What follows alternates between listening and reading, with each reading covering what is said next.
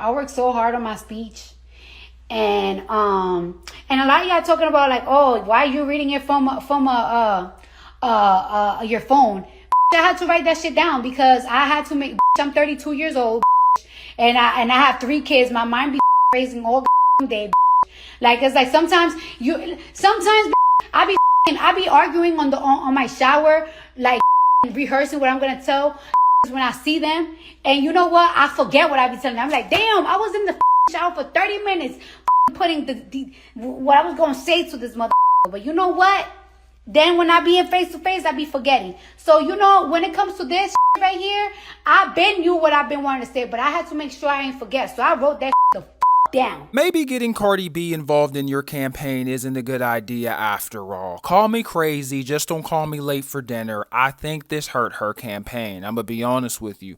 I still have yet to truly understand it. Out of all the women, out of all the men, you could have gotten a female scientist, you could have got a female cybersecurity executive. There are tons of women doing great things in this country, but out of all the women, you choose Cardi B. I think this killed them, man. I'm gonna be honest with you. As a black person myself, and I'm sure other black people felt the same way. That's kind of an insult, you know, because politics is supposed to be a very serious issue, right? Because you're problem solving. You're trying to figure out how to make everybody's lives better, and you are running to be the leader, the commander in chief, and you're trying to pull other people that are your supporters to kind of sway undecided voters, right? And out of all the people, as a black person, out of all the people that you choose Cardi B. Now, the Megan Thee Stallion thing was also kind of crazy, but you know, Megan Thee Stallion, she got a lot of records, you know, she's still popping to this day, and you know, she doesn't have that rocky of a history. Cardi B, you know, is up there talking about making the world a better place when not too long ago she was straight up Bill Cosbying people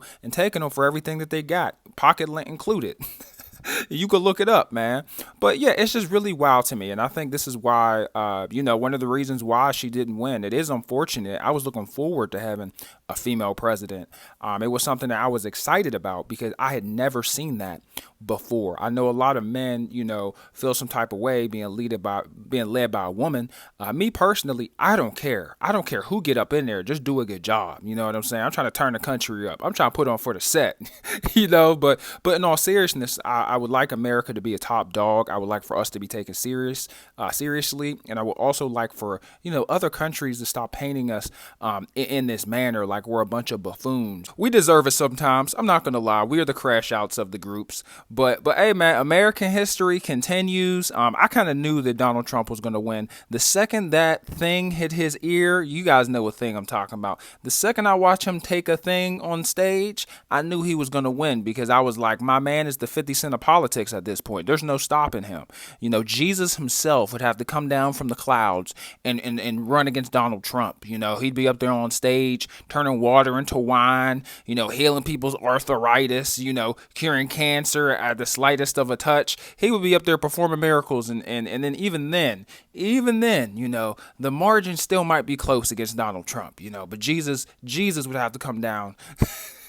God himself would have to come down to run against Donald Trump in order for him to lose. Like that's a real tough one after you know, he did what he did up on stage. I mean, he responded with strength. You know, he took one of those things to the ear that almost made his head explode, and he got up and was very combative, courageous, and pissed off. You feel me? So I was like, yeah, you know, I feel like all of America seen that and was like, yeah, you know, that gets you hype because he could have like cried and cowered, you know, underneath Secret Security or Secret Service. He could have cowered, he could have cried and wept on the floor, but instead, you know, he was 10 toes down, sticking his chin, his whole head out from his security to talk his shit.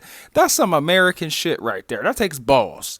You know, that takes balls. So I gave Donald Trump a lot of respect after that day. I don't know about anybody else. I got to be fair, bro. I got to be fair. The man took a you know what to the ear.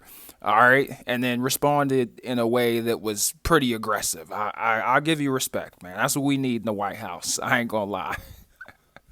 But yeah, man, let me know what you guys think. Crazy time in history.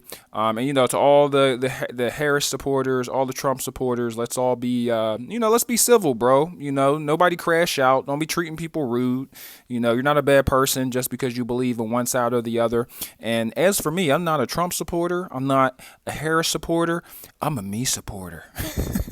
Y'all have a good day. Let me know what you guys think. I would love to hear from you guys. Have a good week. Peace.